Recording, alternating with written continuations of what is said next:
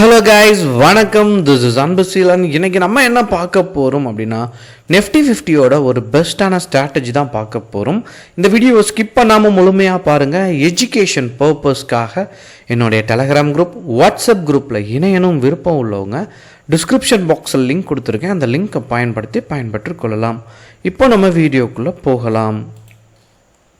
So ரீசெண்டாக ஒரு comment பார்த்தேன். அதில் என்ன அப்படின்னா, சார் நீங்கள் எனக்கு மார்க்கெட் எப்படி போகும் எப்படி போகாது அப்படிங்கிறத கணிக்கிறத காட்டிலும் எனக்கு ஒரு பெஸ்ட்டான ஸ்ட்ராட்டஜி சொல்லி கொடுங்க. ஏன்னா எப்போதுமே ப்ரிடிக்ஷன் மார்க்கெட்டில் ஸ்ட்ராட்டஜி தானே ஒர்க் அவுட் ஆகும் அப்படின்னு சொன்னார். ஆக்சுவலாக ஸ்ட்ராட்டஜியை பொறுத்த மட்டும் நீங்கள் ஒன்று தான்.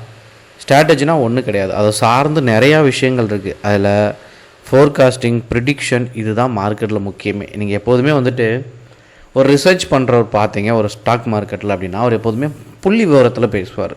சரிங்களா?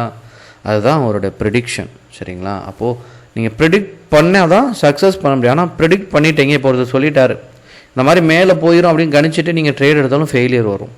அப்போ என்ன இருக்குது அப்படிங்கிறத நீங்கள் லைவ் மார்க்கெட்டுக்கு வராமல் புரியாது. என் கிளாஸில் படிக்கிற ஸ்டூடெண்ட்டுக்கும் நான் சொல்லிக் கொடுக்குறது ஒரே ஒரு விஷயந்தான். நான் எவ்வளோ தான் கிளாஸில் உங்களுக்கு சொல்லிக் கொடுத்தாலும் நீங்கள் ஒரு 1 மந்த்தாச்சும் சரியான ப்ராக்டிஸ் பண்ணணும் அப்படிங்கிற ஒரு வார்த்தையை நான் சொல்லியிருப்பேன். ஏன் அப்படின்னா, லைவ் மார்க்கெட்டோடு நீங்கள் பார்க்கச்சாதான் உங்களுக்கு அதில் இருக்கிற பிரச்சனை என்ன அப்படிங்கிறது தெரிய வரும். இது சொல்லிக் கொடுக்குறது உங்களுக்கு ஒரு 80% புரிஞ்சாலும் 20% என்ன வரும் அப்படின்னா, உங்களுடைய அனுபவத்தில் எடுத்துக்கணும். ஏன் அப்படின்னா, டிசிஷன் எடுக்க வேண்டியிருக்கும். இப்போ மார்க்கெட் குளோபல் மார்க்கெட்டை பொறுத்த மட்டும் நல்லா ட்ராவல் ஆகிட்டுருக்கும். அப் ட்ரெண்டில் சடனாக டவுன் ட்ரெண்ட் வந்தோன்னா நம்ம தான் குளோபல் மார்க்கெட்டை செக் பண்ணாமல் ட்ரேட் பண்ணுவோம். ஆனால் நிறைய பேர் பெரிய பெரிய ட்ரேடர் எல்லாருமே குளோபல் மார்க்கெட்டை செக் பண்ணி தான் ட்ரேட் பண்ணுவாங்க. இப்படி சரிஞ்ச உடனே அவங்க எல்லோரும் என்ன ஆவாங்க அப்படின்னா, எக்ஸிட் ஆவாங்க. ஏன்னா ஆல்ரெடி பை எடுத்திருப்பாங்க. இன்னொன்று, நீங்களாம் ரீட்டைல் ட்ரேடர், நீங்களாம் பெரிய லெவலில் அமௌண்ட் யூஸ் பண்ணியிருக்க மாட்டீங்க. மேபி ஒரு 1 லட்சத்துலேருந்து ஒரு 10 லட்ச ரூபா படிக்கும். க்ரோரில் ட்ரேட் எடுக்கிறவங்க அவங்க தான். அப்போது அவங்க நிறையா செல் பண்ணாங்கன்னா என்ன ஆகும், குளோபல் மார்க்கெட் சரியுன்னு நமக்கும் செல் அடிப்பாங்க. ஸோ செல் அடித்தா மார்க்கெட் ஆட்டோமேட்டிக்காக சரியும். சரிங்களா? அப்போ நீங்கள் யோசிச்சு பாருங்கள். இதை கன்சிஸ்டண்டாக நீங்கள் கணிக்க முடியாது. மார்க்கெட் அடுத்து எப்படி வேணாலும் போகலாம். அப்போது இதை நீங்கள் என்ன பண்ணணும், லைவ் மார்க்கெட்டை தான் போய் பார்க்க முடியல. எந்த ஸ்ட்ராட்டஜி நீங்கள் அப்ளையுமே பண்ண முடியாது. சரிங்களா? அப்போது ஒரு ஸ்ட்ராட்டஜி உங்களுக்கு என்ன தெரியணும் அப்படின்னா, இதை ப்ரூஃப் பண்ணணும்.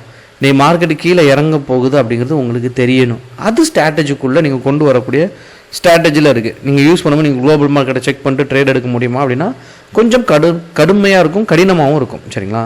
இப்போது சிம்பிளாக ட்ரேட் பண்ணணும் அப்படின்னா ஒன்றே தான். நீங்கள் எப்போதுமே இப்போ நீங்கள் பார்த்தீங்க அப்படின்னா, நிஃப்டி எவ்வளோல இருக்குது, 21,477 இருக்குது. இங்கே ஒரு ரவுண்ட் ஃபிகரில் டைப் பண்ணியிருக்கேன். 21,450 கால் புட்டு. இன்றைக்கி 18ஆம் தேதியோட எக்ஸ்பைரி டே இங்கே கொடுத்துருக்கேன். சரிங்களா? இதில் புட் ஆப்ஷனோட என்ன இருக்குது, ப்ரீமியம் 0.05 இருக்குது பாருங்கள். இப்போ என்ன பண்ணுங்க அப்படின்னா, மார்க்கெட்டில் இங்கே கேண்டில் ரெட்டாக இருக்குது. அப்போ என்ன அர்த்தம், மார்க்கெட் சரிஞ்சிச்சு அப்படின்னா என்ன அர்த்தம்,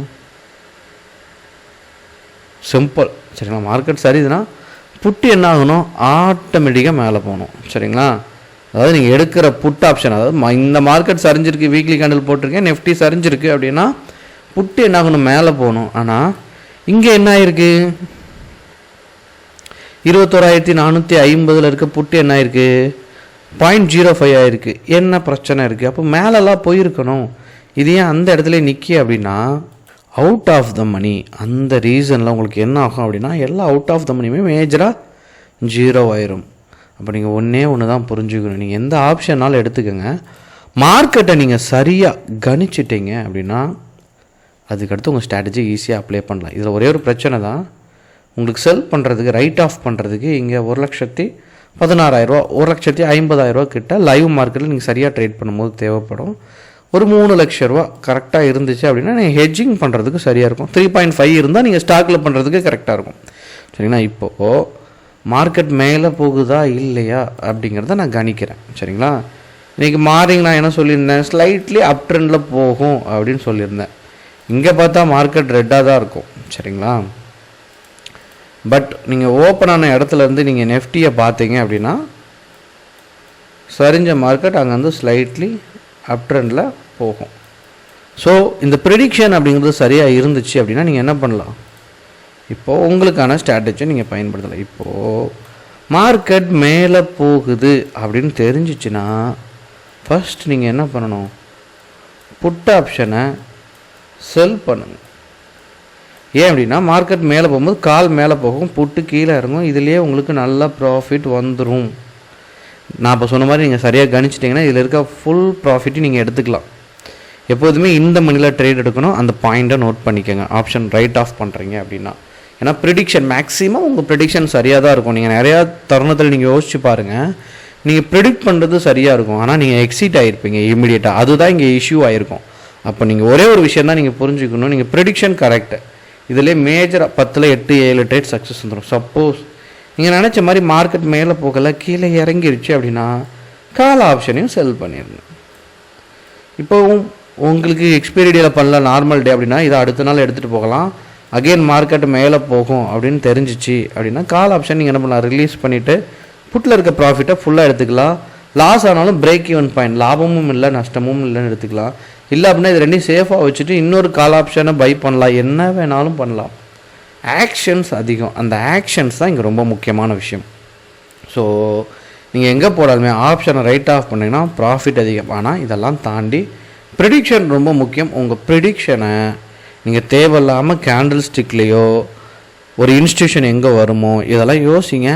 ஒரு கேண்டலோட breakout, 10 minutes candle breakout இதெல்லாம் படிச்சிருந்தாலும் உங்கள் ஸ்ட்ராட்டஜி எப்போதுமே இந்த ஸ்டாக்கோட ரிலேட் பண்ணி உங்கள் ஸ்ட்ராட்டஜியை உருவாக்க கற்றுக்குங்க. ஏன்னா இதுதான் weightage.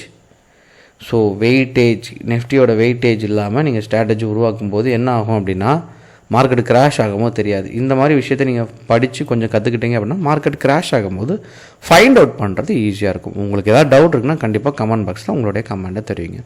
Okay guys, thank you so much, பாய்.